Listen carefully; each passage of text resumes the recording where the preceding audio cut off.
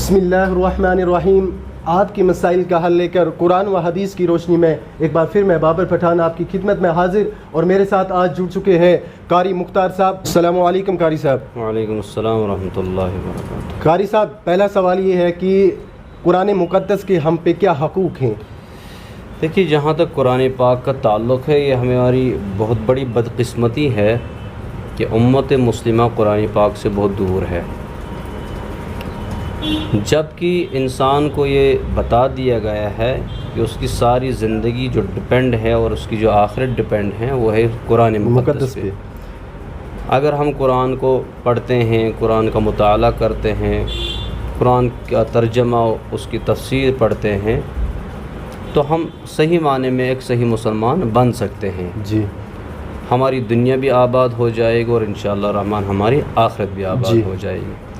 لیکن اس وقت ہم جب اجتماعی طور پوری امت پر نظر ڈالتے ہیں تو ہمیں یہی دیکھنے کو ملتا ہے کہ امت قرآن پاک سے دور جی ہے۔ جی بالکل صحیح ہے۔ جہاں تک آپ کے سوال کا تعلق ہے تو قرآن پاک کا سب سے پہلا حق تو یہی ہے کہ اس پر ایمان لایا جائے، جی، یہ یقین کیا جائے کہ اللہ تبارک و تعالیٰ کی کتاب ہے۔ جی، اب اس کا جواب تو قرآن کریم ہمیں خود ہی دیتا ہے کہ تنزیل من رب العالمین، یہ جو کتاب ہے یہ اللہ تبارک و تعالیٰ کی طرف سے نازل کی گئی ہے۔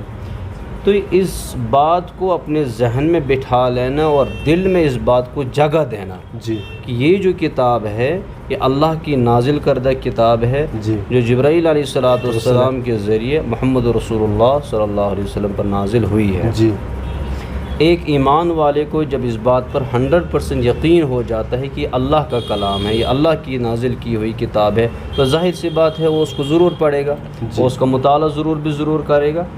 تو کہیں نہ کہیں تعلق ہے اس چیز کا ہمارے ایمان کے ساتھ کہ ایمان کے اندر کمزوری ہے، قرآن کریم پر یقین کی کمزوری ہے تھوڑی ہمارے اندر۔ جی، جی، اس یقین کی کمزوری کی وجہ سے ہم اس کو جی، چھوتے ہی نہیں ہیں۔ جی، جی بالکل صحیح اس بات کو ہے۔ بس سجایا ہوا ہے، گھروں میں طاقوں پہ سجایا ہوا ہے، دلہا دلہن کو دیتے ہیں گفٹ میں، بس اسی چیز کے لیے رکھا ہوا ہے ہم نے۔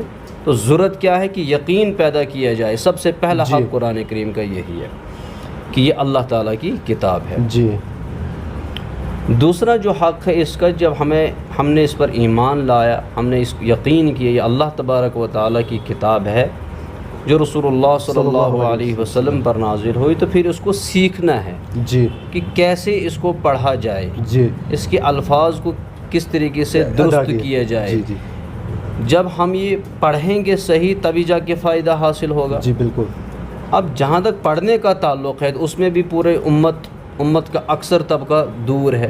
اگر آپ یہاں ہمارے کشمیر کی بات کرتے ہیں تو کتنے % لوگ آپ کو ملیں گے جو قرآن کریم صحیح انداز میں تجوید کے ساتھ قرآن کریم پڑھتے ہیں؟ جی، جی، تو ہمیں کیا کرنا چاہیے؟ سب سے پہلی بات تو یہاں لوگوں کو معلوم ہی نہیں تجوید ہوتی کیا ہے۔ جی، جی، لوگوں کو پتہ ہی نہیں ہے کہ اس کی تجوید کیا چیز ہے، تجوید ہے کیا چیز، یہ بھی کوئی علم ہے۔ جی، جی، جو ہمارا جوان طبقہ ہے انہیں بھی معلوم نہیں ہے۔ جی بالکل بالکل صحیح بات ہے۔ اسی کوشش کو آگے بڑھاتے ہوئے میں نے خود بھی ایک چینل کھولی تھی، قرآن فار کڈس بائی قاری مختار کے نام سے، تاکہ لوگوں کو زیادہ سے زیادہ فائدہ مل جائے۔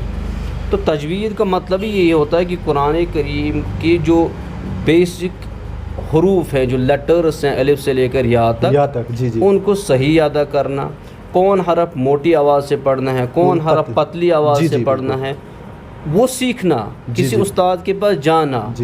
اب علم تجوید کی اگر آپ بات کریں گے تو لوگوں کو میں یہاں بتانا چاہتا ہوں آپ کی پروگرام کی وساطت سے کہ یہ ایک بہت بڑا علم ہے۔ اس کے متعلق ہزاروں کتابیں لکھی گئی ہیں، جو کتابیں مارکیٹ میں آپ کو اویلیبل ملیں گی، جو اویلیبل ہیں، جن کا مطالعہ آپ کو کرنا چاہیے۔ جی بالکل۔ اب یہ چیز لوگ یہ سمجھتے ہیں یہ صرف مولوی صاحبوں کا کام ہے، مولوی حضرات کا کام ہے، امام صاحب پہ تھوپ دیا، باقی کسی کا کام نہیں۔ جی بالکل۔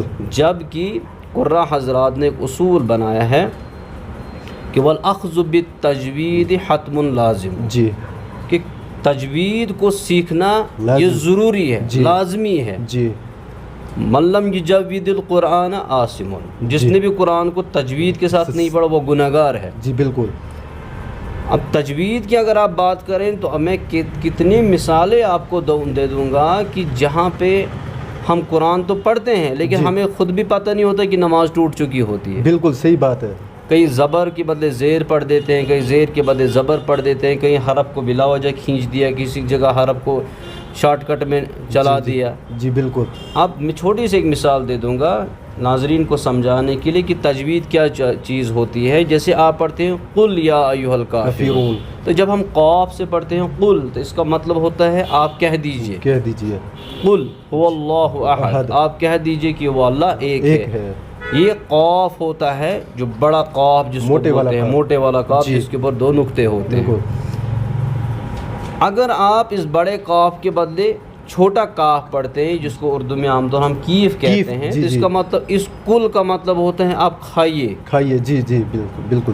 تو کل قاف سے مطلب کہو جی, اور کیف سے کل یعنی جس کو کیف بولتے ہیں اردو میں, لوگوں کو سمجھانے کے لیے میں کیف اور اس کو کاف بولتے ہیں. تو کاف سے کل کا مطلب ہوتا ہے آپ کھاؤ.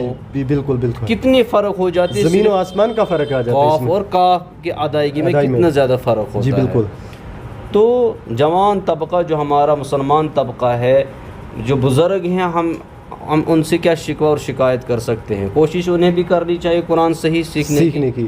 جی بالکل. مساجد میں ائمہ حضرات کی یہ ذمہ داری ہے کہ وہ لوگوں کو اس چیز کی طرف توجہ دلائیں کہ بھائی قرآن صحیح طریقے سے پڑھنا فرض ہے, یہ ضروری ہے, اور یہ فرض عین ہے. کم سے کم قرآن کے وہ حروف صحیح ادائیگی سیکھنا فرض عین ہے, ضروری ہے ہر ایک مسلمان, جن سے ہماری نمازیں صحیح ہو سکتی ہیں. اگر ان کو ہم ادا نہیں کریں گے, الفاظ صحیح ادا نہیں ہوں گے, تو ظاہر سی بات ہے گنہگار ہوں گے نماز بھی. صحیح بات ہے. اور قرآن میں اللہ تعالیٰ سورہ فرقان میں فرماتے ہیں قیامت کا دن ہوگا وقال الرسول یا رب ان قوم اتخذوا هذا القرآن مہجورا, کہ اللہ یہ میری قوم ہے جنہوں نے قرآن کریم کو پس پشت چھوڑ دیا, ڈال دیا. جی بالکل.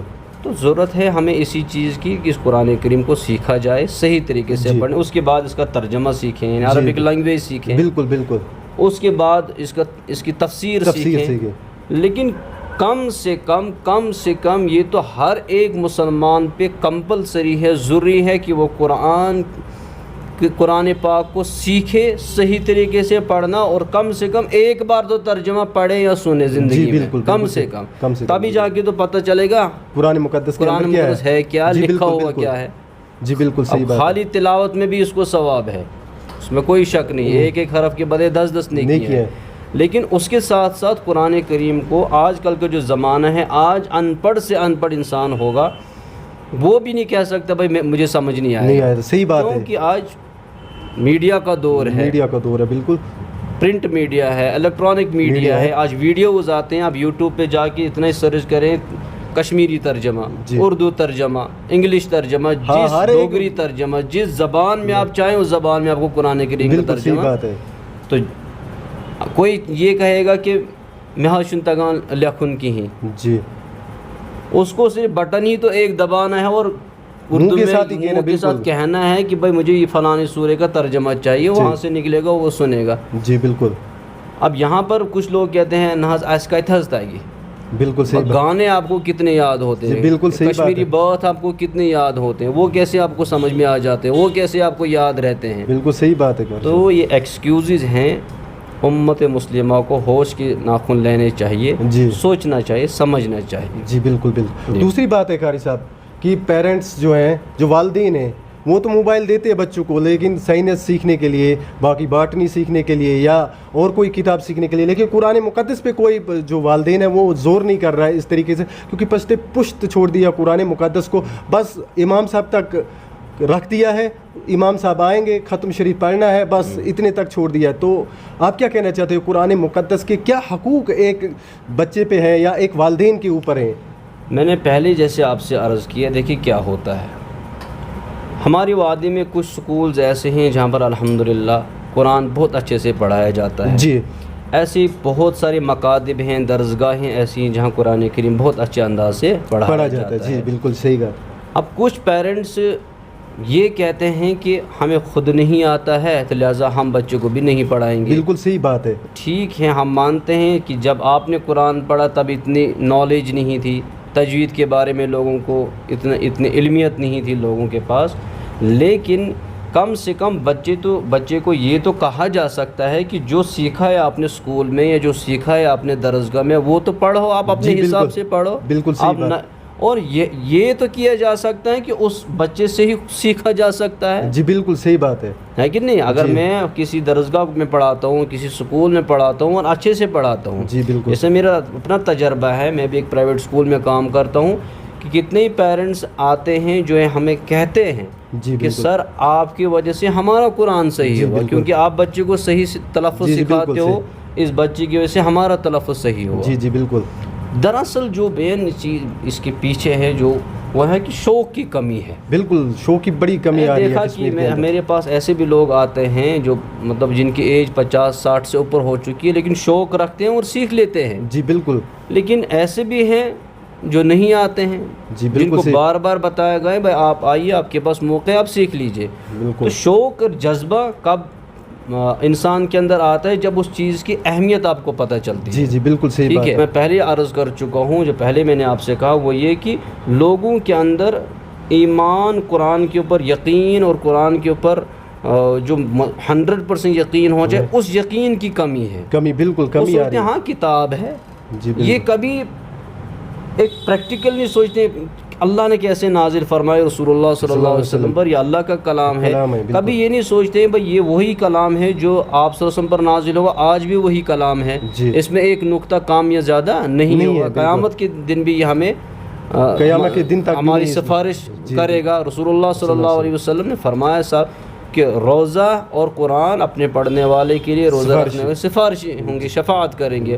अब जो कुरान पढ़ता ही नहीं उसके लिए कहाँ शफाअत? बिल्कुल सही, उसके लिए कहाँ वो सिफारिश करेंगे? सही बात है। हमारे उलमा ने यहाँ तक लिखा है कि कम से कम साल में 2 गर्दानें तो करनी चाहिए। लेकिन यहाँ लोगों को तो 1 गर्दान की तौफीक नहीं मिलती है, तो बाकी सब चीज़ों के लिए हमारे पास वक्त होता है। लेकिन जब कुरान पढ़ने और पढ़ाने की बात आती है तो वहाँ पर हमारे पास टाइम नहीं होता है। जी बिल्कुल। अच्छा, दरसगाहें हैं तो कुछ लोग ऐसे भी मैंने देखे जो दरसगाह भेजने के लिए बच्चे को तैयार नहीं है। बिल्कुल। बोलते मौलवी साहब ही आना चाहिए घर। जी बिल्कुल। आपका मौलवी साहब ही जब आपको घर आएगा, आप जब उसको तो क्या अज़मत रहेगी कुरान की? सही बात। देखो इंग्लिश पढ़ने के लिए तो बच्चों को भेज रहे हैं, लेकिन कुरान मुक़द्दस में परेशानी इनको हो रही है। बिल्कुल। कुरान 20 रुपये या 25 रुपया देना भी दरसगाह के लिए इनको परेशानी होती है पेरेंट्स को। तो पेरेंट्स को समझना चाहिए कि जो आपने किए है भाई वो छोड़ दीजिए, कम से कम अपने बच्चे को सही कुरान सिखाइए, क्योंकि ये एक ऐसी चीज़ है जो आपकी दुनिया से निकलने के बाद भी सदका जारिया आपके लिए रहता है, हमेशा के लिए आपके रहता है। आप बच्चे को नेक बनाते हैं, आप दुनिया से चले जाते हैं, ये बच्चा जो कुछ नेक आमाल करता है उसका सवाब उस तक पहुंचता रहता है, वालिदैन तक पहुंचता रहता है। वो तो कम से कम इतना तो बढ़ेगा, रब्बिरहमहुमा कमा रब्बयानी सगीरा। बिल्कुल। तो ज़रूरत है वालिदैन को भी कि वो भी